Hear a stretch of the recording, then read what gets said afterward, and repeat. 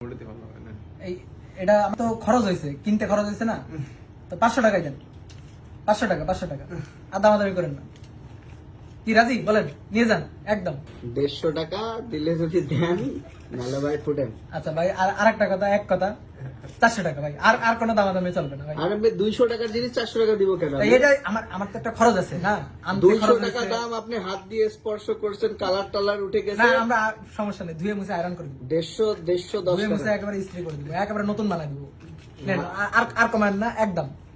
আচ্ছা দাম, আচ্ছা দাম 300 টাকা, আর কোনো কথা হবে না। 300 টাকা রাজি? 300 টাকা। আমি 170।